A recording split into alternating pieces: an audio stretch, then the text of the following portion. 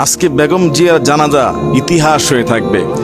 মানিক মিয়া অ্যাভিনিউতে ওনার এই জানাজায় দল মত নির্বিশেষে রাজনীতিবিদ সরকার থেকে শুরু করে সবাই যেভাবে প্রেম আর ভালোবাসা দিয়ে শেষ বিদায় দিলেন, সত্যি চলে গেল ৮০ বছর বয়সী সাবেক এই প্রধানমন্ত্রী বেগম খালেদা জিয়া।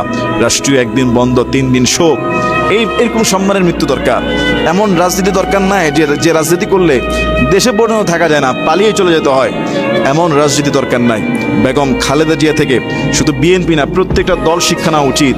স্বৈরাচার হলে, জুলুম করলে মানুষ পালিয়ে যেতে বাধ্য করবে, দোয়া তো করবে না, মানুষ উল্টা গালি দিবে। এদেশের অনেক বড় বড় নেতার জানাজা নাকি হয়েছে খালি, আবার অনেকের জানাজা হয়েছে হাজার হাজার লক্ষ লক্ষ মানুষ। হাদি ভাইয়ের জানাজায় ইতিহাস হয়ে গিয়েছে। বেগম খালেদা জিয়ার জানাজা ইতিহাস।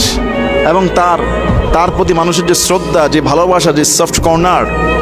ওনাকে চিকিৎসা দিতে দেওয়া হয় নাই বিদেশে, ওনাকে অন্যায়ভাবে বন্দি করে রাখা হয়েছে, ভিআইপি মর্যাদা জেলখানায় দেওয়া হয় নাই, ক্যান্টনমেন্টের বাড়ি থেকে বের করে দেওয়া হয়েছে। আইনমন্ত্রী আনিসুল শেখ বলেছে যে বিগত সরকার তাকে খাবারের মধ্যে বিষ প্রয়োগ করে আস্তে আস্তে তাকে মৃত্যুর মুখে ঠেলে দিয়েছে। এরকম নোংরা রাজনীতি বাংলাদেশে হয়। এবং আমাদের সাবেক যে আরেকজন প্রধানমন্ত্রী, উনি তো কয়েকবার বলেছে বেগম খালেদা জিয়ার সম্পর্কে, বয়স হয়েছে, এখন মরার সময় মরে যাবে, চিকিৎসা নেওয়ার কি দরকার, এরকম নাকি অনেক মন্তব্য করেছে। পদ্মা সেতু থেকে ফেলে দেবে, অনেক বাজে বাজে মন্তব্য করেছে। বাংলাদেশের মানুষের রাজনীতি এতটা নিকৃষ্ট মানের। বেগম খালেদা জিয়া থেকে শিক্ষা নেওয়া উচিত। আপোষহীন এক নেত্রী ছিলেন, দেশপ্রেমে দেশকে বিক্রি করেন নাই। দাদাবাবুদের চোখে চোখ রেখে কথা বলেছেন, চাইলে পালিয়ে যেতে পারতেন, যান নাই, বিদেশ গিয়ে ফেরত এসেছেন, জেলখানায় ঢুকেছেন। দেশের প্রেমে তিনি জীবন দিলেন।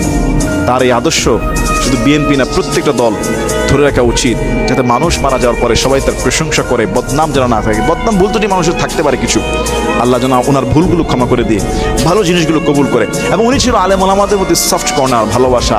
ইসলামের দলের সাথে তার সুসম্পর্ক ছিল, অনেক আলেমদের সাথে তার ঐক্য, ভালোবাসা, উঠা বসা ছিল। আল্লাহ তাআলা আমাদের এই সাবেক প্রধানমন্ত্রী বেগম খালেদা জিয়াকে আল্লাহ প্রিয় বান্দী হিসেবে কবুল করুন, তার ভুল ত্রুটি ক্ষমা করে দিয়ে তার ভালো দিকগুলো আল্লাহ কবুল করুন। আল্লাহুম্মা আমিন।